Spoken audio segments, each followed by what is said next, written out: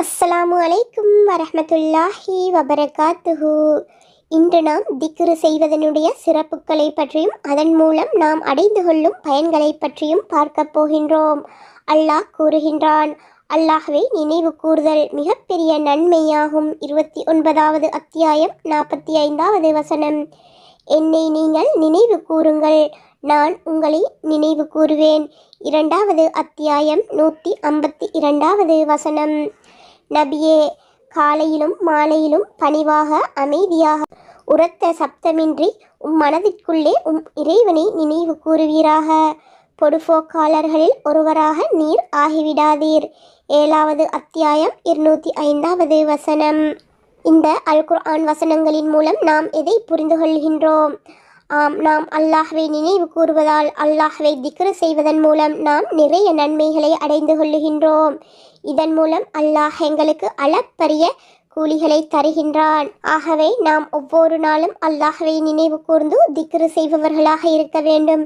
எங்களுடைய நாவுகளை திக்ரு செய்யக்கூடிய நாவுகளாக பழக்கப்படுத்தி கொள்ள வேண்டும். அபூ ஹுரைரா ரலியல்லாஹு அன்ஹு அவர்கள் அறிவிக்கின்றார்கள், 2 வார்த்தைகள் உண்டு, அவை நாவிற்கு கூற எளிதானது, ஆனால் மீசான் தராசில் நன்மையில் கனமானதும் இறைவனுக்கு மிகவும் விருப்பமானதுமாகும். அவை சுப்ஹானல்லாஹி வபிஹம்திஹி, சுப்ஹானல்லாஹில் அலீம் என்று நபிகள் நாயகம் ஸல்லல்லாஹு அலைஹி வஸல்லம் அவர்கள் கூறியுள்ளார்கள். புகாரி 7563. எனவே நாம் சுப்ஹானல்லாஹி வபிஹம்திஹி, சுப்ஹானல்லாஹில் அலீம் எனும் இந்த திக்ரை ஒவ்வொரு நாளும் செய்து வருபவர்களாக இருக்க வேண்டும். இந்த திக்ரானது எங்களுக்கு சொல்லுவதற்கு மிகவும் இலகுவான திக்ராக இருக்கின்றது. ஆனால் நாம் இதை சொல்லுவதன் மூலம் எங்களுக்கு கிடைக்கும் கூலியோ மிகப்பெரியது. அதனுடைய பாரம் மீசான் தராசில் வைத்தால் கூட மிகவும் கனமானதாக இருக்கும் என்று கூறப்படுகின்றது. ஆகவே நாம் இவ்வாறான சிறிய திக்ருகளை மனப்பாடம் செய்து ஒவ்வொரு நாளும் செய்து வருபவர்களாக இருக்க வேண்டும். இதன் மூலம் எங்களுக்கு அதிகளவான நன்மைகளை ஒவ்வொரு நாளும் பெற்றுக்கொள்ள முடியும். சுப்ஹானல்லாஹி வபிஹம்திஹி, சுப்ஹானல்லாஹில் அலீம் எனும் துஆவினுடைய பொருள் என்னவென்றால், அல்லாஹ்வை புகழ்வதுடன் அவனை தூய்மையானவன் என போற்றுகின்றேன், மகத்தான அல்லாஹ்வை தூய்மையானவன் என போற்றுகின்றேன் என்பதாகும். எனவே நாம் எந்த திக்ரை செய்வதாக இருந்தால் அவற்றின் பொருளை தெரிந்து பொருளை உணர்ந்து நாம் சொல்வதன் மூலம் அவற்றை எங்களுக்கு உளப்பூர்வமாக செய்ய முடியும். எனவே நாம் எந்த திக்ரை செய்வதாக இருப்பினும் அவற்றினுடைய பொருளுடன் அவற்றை தெரிந்து கொள்ளுவோம். அபூ ஹுரைரா ரலியல்லாஹு அன்ஹு அவர்கள் அறிவிக்கின்றார்கள், சுப்ஹானல்லாஹி வல்ஹம்துலில்லாஹி வலா இலாஹ இல்லல்லாஹு வல்லாஹு அக்பர் என்று நான் கூறுவது சூரியன் எதன் மீது உதிக்கின்றதோ, பூமி மற்றும் பூமியில் கிடைக்கும் பொருட்களை விட அதைவிட எனக்கு மிக விருப்பமானதாகும் என்று நபிகள் நாயகம் ஸல்லல்லாஹு அலைஹி வஸல்லம் அவர்கள் கூறியுள்ளார்கள். இந்த ஹதீஸ் முஸ்லீமில் 2695வது ஹதீஸாக பதிவு செய்யப்பட்டுள்ளது. இந்த திக்ரை ஓதுவதானது நபிகள் நாயகம் ஸல்லல்லாஹு அலைஹி வஸல்லம் அவர்களுக்கு மிகவும் விருப்பமானதாக இருந்திருக்கின்றது. சுப்ஹானல்லாஹி வல்ஹம்துலில்லாஹி வலா இலாஹ இல்லல்லாஹு வல்லாஹு அக்பர் எனும் திக்ர் தான் அந்த திக்ர். இதனுடைய பொருள் என்னவென்றால், அல்லாஹ் தூய்மையானவன், அவனுக்கே புகழ் அனைத்தும், வணக்கத்திற்குரியவன் அல்லாஹ்வை தவிர வேறு இறைவனில்லை, அல்லாஹ்வே மிக பெரியவன் என்பதாகும். எனவே நாமும் இந்த திக்ரை மனப்பாடம் செய்து கொள்வோம். மிகவும் இலகுவான திக்ர். இதை நான் மீண்டும் ஒரு முறை கூறுகின்றேன். சுப்ஹானல்லாஹி வல்ஹம்துலில்லாஹி வலா இலாஹ இல்லல்லாஹு வல்லாஹு அக்பர். அபூ ஹுரைரா ரலியல்லாஹு அன்ஹு அவர்கள் அறிவிக்கின்றார்கள், ஒருவர் லா இலாஹ இல்லல்லாஹு வஹ்தஹு லா ஷரீக லஹு லஹுல் முல்கு வலஹுல் ஹம்து வஹுவ அலா குல்லி ஷைஇன் கதீர் என்று ஒரு நாளைக்கு 100 தடவை கூறினாள், 10 அடிமைகளை உரிமை விட்ட நன்மை அவருக்கு உண்டு. அவருக்கு 100 நன்மைகள் எழுதப்படும், அவரை விட்டும் 100 தீமைகள் அளிக்கப்படும். அந்நாளில் மாலை வரை ஷைத்தானை விட்டும் அவருக்கு பாதுகாப்பு வழங்கப்படும். அவரை விட அதிகமாக நற்செயல் செய்தவரை தவிர வேறு எவரும் இவர் கொண்டு வந்ததை விட மிகச் சிறந்த ஒன்றை கொண்டு வந்தவராக இருக்க மாட்டார் என்று நபிகள் நாயகம் ஸல்லல்லாஹு அலைஹி வஸல்லம் அவர்கள் கூறினார்கள்.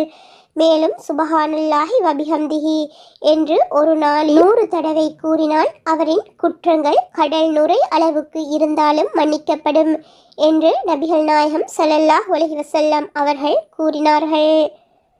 இந்த ஹதீஸ் புகாரியில் 6403வது ஹதீஸாகவும் முஸ்லீமில் 2691வது ஹதீஸாகவும் பதிவு செய்யப்பட்டுள்ளது. மேற்கூறிய திக்ரை நாம் அதன் பொருளுடன் சேர்த்து மீண்டும் ஒரு முறை பார்ப்போம். லா இலாஹ இல்லல்லாஹு லா ஷரீக லஹு லஹுல் முல்கு வலஹுல் ஹம்து வஹுவ அலா குல்லி ஷைஇன் கதீர். வணக்கத்துக்குரியவன் அல்லாஹ்வை தவிர வேறு இறைவன் இல்லை.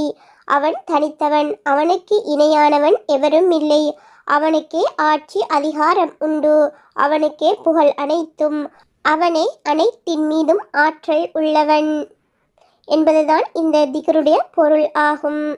அபு அய்யூப் அல் அன்சாரி ரலியல்லாஹு அன்ஹு அவர்கள் அறிவிக்கின்றார்கள், லா இலாஹ இல்லல்லாஹு வஹ்தஹு லா ஷரீக லஹு லஹுல் முல்கு வலஹுல் ஹம்து வஹுவ அலா குல்லி ஷைஇன் கதீர் என்று ஒருவர் 10 தடவை கூறினாள் இஸ்மாயில் நபியின் வாரிசுகளைச் சேர்ந்த 4 அடிமைகளை விடுதலை செய்தவர் போலாவார் என்று நபிகள் நாயகம் ஸல்லல்லாஹு அலைஹி வஸல்லம் அவர்கள் கூறியுள்ளார்கள். இந்த ஹதீஸ் புகாரியில் 6404வது ஹதீஸாகவும் முஸ்லீமிலே 2693வது ஹதீஸாகவும் பதிவு செய்யப்பட்டுள்ளது. அபூதர் ரலியல்லாஹு அன்ஹு அவர்கள் அறிவிக்கின்றார்கள், அல்லாஹுக்கு மிக விருப்பமான சொல்லை உங்களுக்கு நான் அறிவிக்கட்டுமா? நிச்சயமாக அல்லாஹ்விற்கு மிக பிரியமான வார்த்தை சுப்ஹானல்லாஹி வபிஹம்திஹி என்பதாகும் என்று நபிகள் நாயகம் ஸல்லல்லாஹு அலைஹி வஸல்லம் அவர்கள் கூறினார்கள். இந்த ஹதீஸ் முஸ்லீமில் 2731வது ஹதீஸாக பதிவு செய்யப்பட்டுள்ளது. அபு மாலிக் அல் அஷ்அரி ரலியல்லாஹு அன்ஹு அவர்கள் அறிவிக்கின்றார்கள், சுத்தமாக இருப்பது இறை நம்பிக்கையில் சரிபாதியாகும். அல்ஹம்துலில்லாஹ் கூறி அல்லாஹ்வை புகழ்வதும் தராசை நிரப்பும். சுப்ஹானல்லாஹ் அல்ஹம்துலில்லாஹ் கூறுவது வானங்கள் மற்றும் பூமிக்கு நடுவில் உள்ள இடைவெளியை நிரப்பும் என்று நபிகள் நாயகம் ஸல்லல்லாஹு அலைஹி வஸல்லம் அவர்கள் கூறியுள்ளார்கள். முஸ்லிம் 223. சஃப்ஆன் ரலியல்லாஹு அன்ஹு அவர்கள் அறிவிக்கின்றார்கள், நபிகள் நாயகம் ஸல்லல்லாஹு அலைஹி வஸல்லம் அவர்கள் தொழுகையை முடித்ததும் 3 முறை இஸ்திக்ஃபார் கூறிவிட்டு அல்லாஹும்ம அன்தஸ் ஸலாம் வ மின்கஸ் ஸலாம் தபாரக்த யாதல் ஜலாலி வல் இக்ராம் என்று கூறுவார்கள். இந்த துஆவினுடைய பொருள், இறைவா நீயே அமைதியாவாய், உன்னிடமிருந்தே அமைதி ஏற்படுகின்றது, மதிப்பும் கண்ணியமும் உள்ளவனே நீ உயர்ந்து விட்டாய் என்பதாகும். இந்த ஹதீஸின் அறிவிப்பாளர்களில் ஒருவரான அல் அவுசாயி அவர்களிடம் இஸ்திக்ஃபார் என்பது எப்படி என்று கேட்கப்பட்டது. அஸ்தக்ஃபிருல்லாஹ் அஸ்தக்ஃபிருல்லாஹ், நான் அல்லாஹ்விடம் பிழை பொறுக்க தேடுகின்றேன், நான் அல்லாஹ்விடம் பிழை பொறுக்க தேடுகின்றேன் என கூறுவதாகும் என்று அவர்கள் பதில் கூறினார்கள்.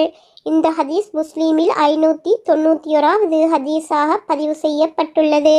அபு ஹுரைரா ரலியல்லாஹு அன்ஹு அவர்கள் அறிவிக்கின்றார்கள், ஒவ்வொரு தொழுகைக்கு பின்பும் 33 தடவை சுபஹானல்லாஹ், 33 தடவை அல்ஹம்துலில்லாஹ், 33 தடவை அல்லாஹு அக்பர் என்று ஒருவர் கூறிவிட்டு 100வது தடவையாக லா இலாஹ இல்லல்லாஹ் வஹ்தஹு லா ஷரீக லஹு லஹுல் முல்கு வலஹுல் ஹம்து வஹுவ அலா குல்லி ஷைஇன் கதீர் என்று கூறினால் அவரின் குற்றங்கள் கடல் நுரை அளவுக்கு இருந்தாலும் மன்னிக்கப்படும் என்று நபிகள் நாயகம் ஸல்லல்லாஹு அலைஹி வஸல்லம் அவர்கள் கூறினார்கள்.